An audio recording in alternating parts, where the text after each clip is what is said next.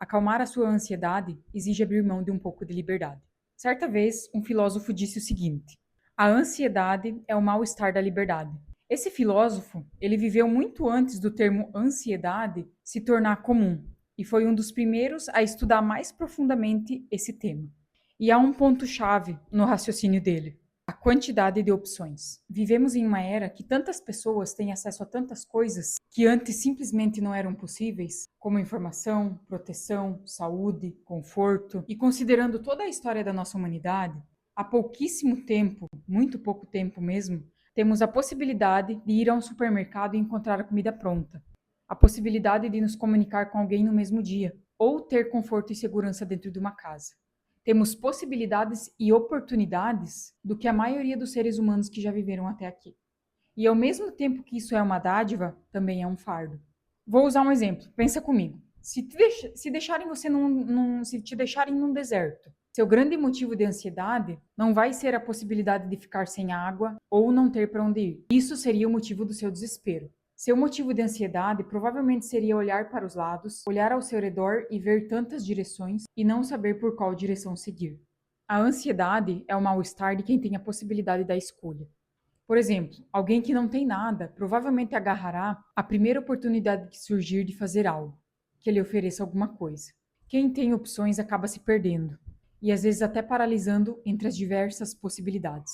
Mas afinal, o que fazer para reduzir essa tal de ansiedade? E existe muita coisa a se fazer, mas nesse pequeno vídeo eu quero pontuar algo que você talvez nunca tenha parado para pensar e que já está ao seu alcance. Talvez você precise reduzir o acesso que certas coisas têm até você, ou pelo menos diminuir o contato com elas.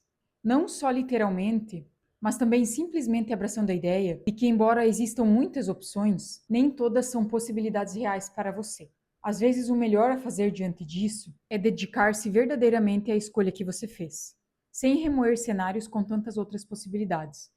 Eu li um livro uma vez, que é A Biblioteca da Meia-Noite, que inclusive fala muito sobre isso, que a personagem principal, ela descobre várias vidas que ela poderia ter vivido se ela tivesse tomado tal atitude diferente, se ela tivesse tomado outra decisão na vida dela, quais seriam as consequências, como seria a vida dela se ela tivesse escolhido outros caminhos.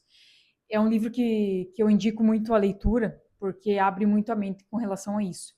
Então, assim, eu sempre penso que, aí já nessa linha, que a gente não pode ficar se atormentando ou pensando em como poderia ter sido ou como estaria a nossa vida se a gente tivesse feito outra escolha lá atrás. Eu acho que a gente tem que fazer dar certo aquela escolha que a gente tomou e decidiu hoje.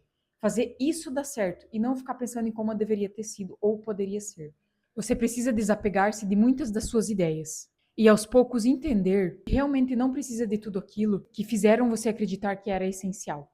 O suficiente não é pouco. As possibilidades podem até ser infinitas, mas o seu contexto, as suas habilidades, as suas limitações, o seu conhecimento, as suas conexões e principalmente o seu tempo sempre as reduzirão em poucas opções. Sendo assim, primeiramente, é importante aprender a lidar com a frustração. Entender que uma escolha exige abdicações, persistência, fidelidade e paciência. Ou seja, em certa medida, acalmar sua ansiedade exige abrir mão de um pouco de liberdade, pois só assim é possível comprometer-se com algo de verdade.